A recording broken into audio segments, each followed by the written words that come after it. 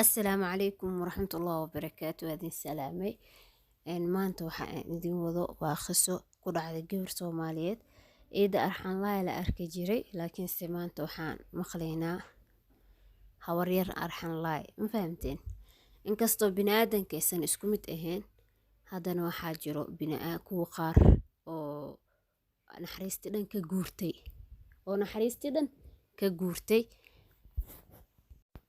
gabadhan qisadeeda waxay ku bilaabanaysaa waxay dhahday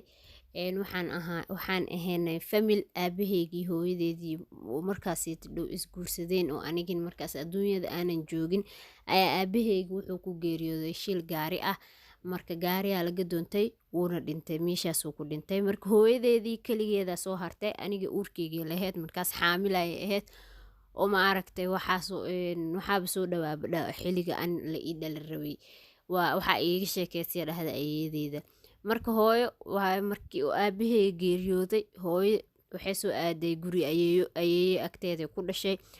markii ay dhashay aniga oo xoogaa yar bilooyin aan soo jirayn hooyo way baxday waxay dhahday waa soo shaqaysanaya aniga si inta ma joogayay oo way ka tagtay meesha ay joogtay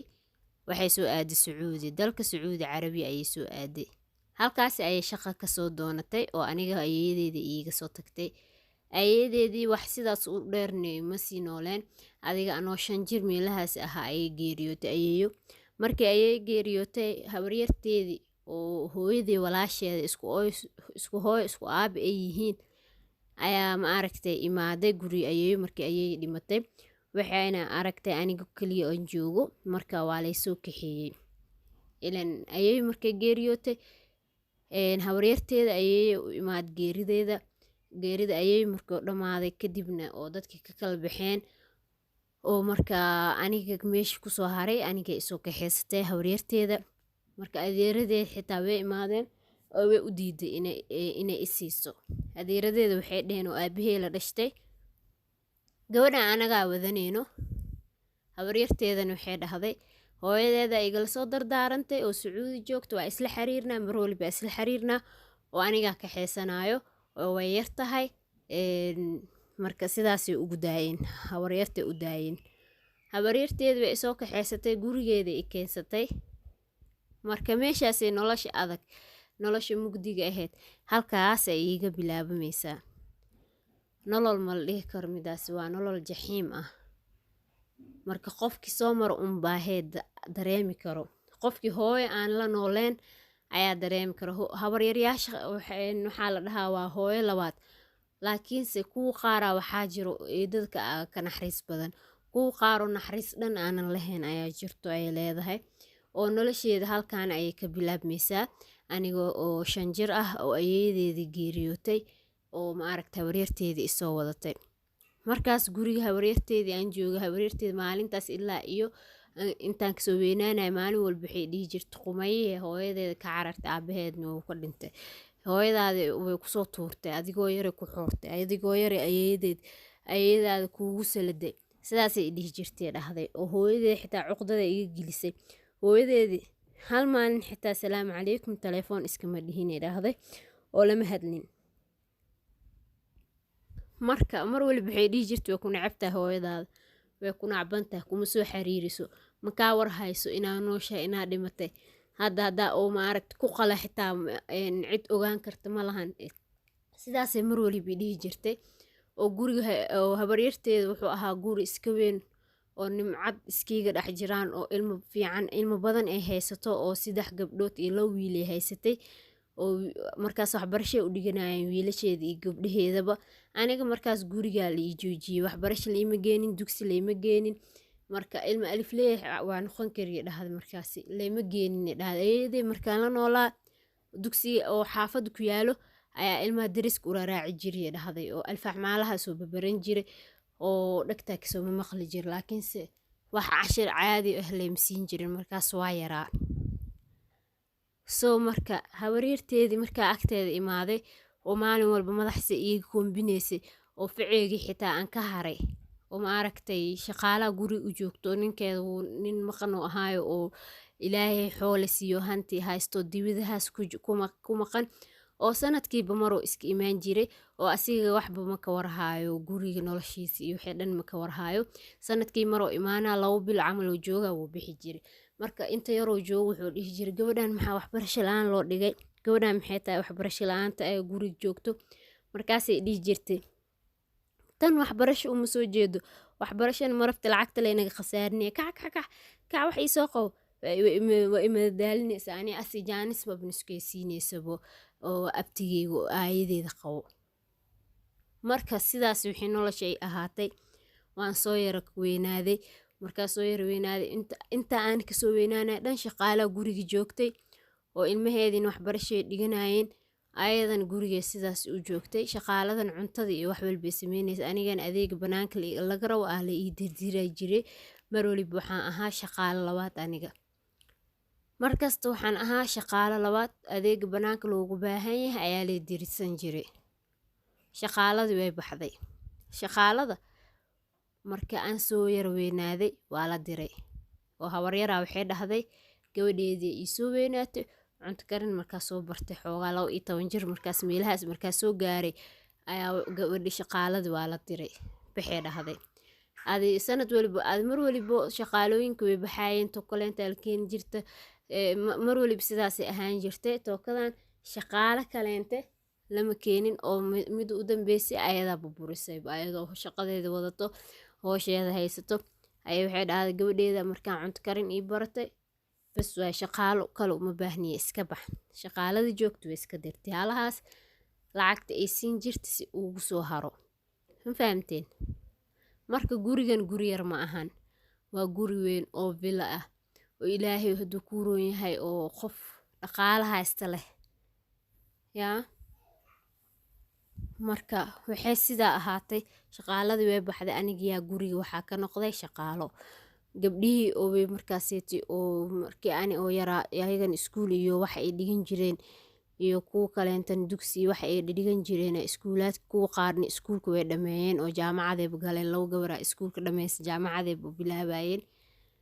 halka mid kaleentan iskuulka ay dhiganaysay oo dugsiga sare ay dhiganaysay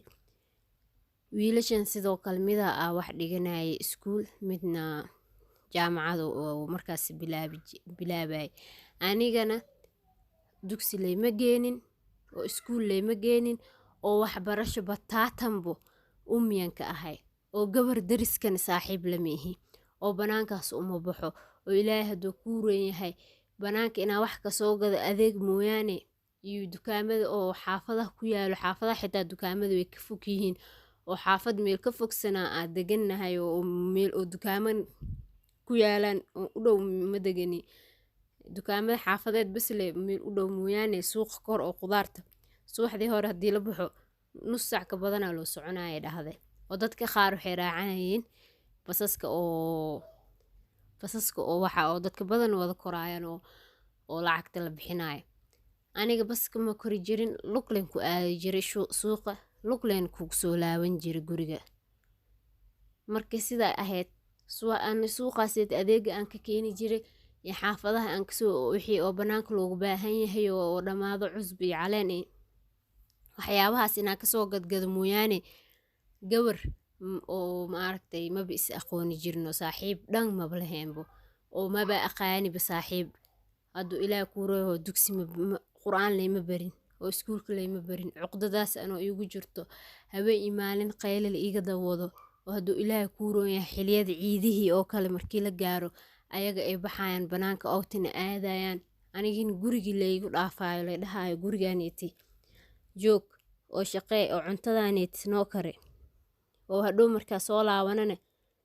aan kuugu soo laabano cuntadiioo diyaarsan maxaa dareemi lahayd waa waqti ciid dadka dhan faraxsan yihiin oo salaada ciidda aad maqlaysid takbiirta aad jeclaan lahayd inaad adiga baxdid oo dadka ummadda ka qayb qaadatid inaad la ciidid oo farxadaas la wadaagtid xitaa dhar ciid leyma soo gadi jirnay dhahday waa xanuun wallaahi bilaahi waxa sidaas yeelaayeen ma ahan dad kaleenta ma ahan eedo waa hawaryar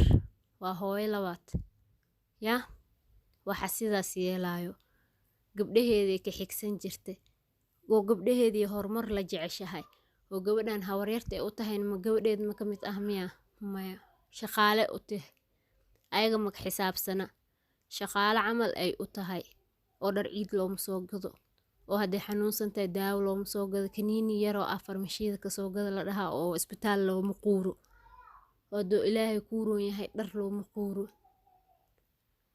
yaa rab xitaa ma aragti shoobinaa sheegaysaa kareem lotion oo jirka la marsado looma quuro oo gabdhaha wixii ka dhammaaday caagadaha hoorhoorka ma aragti inay biyo ku darsato ayay jirka sii marsan jirtay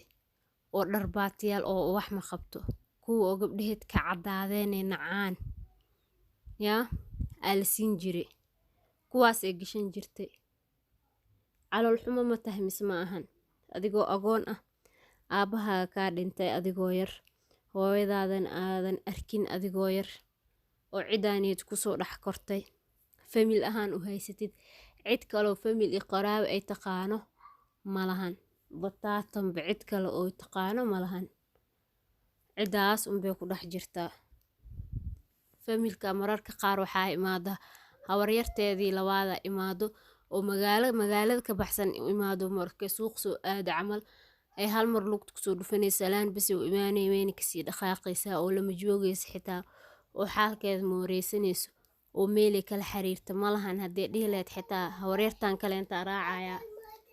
marka waa nolol adag waa nolol aad iyo aad u adag subxaan allah marka gabadhaaniti qisadeeda intaan kuma ega way sii fog tahay marka waxaan rajeynayaa inaa intaan iyo in kaleenta qayb labaada kasoo sameyn doonaa insha allah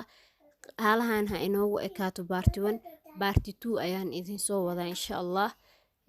haddaa waa sii wada aan dhaho waxaa laga yaabaa inay 30 daqiiqo ay gaarto markina igu caajistiin ma rabo waana mahadsantiin haalahan hadda igu soo gaarteen waxaa idin la soo wadaagi doonaa baarti 2 insha allah la socod wanaagsan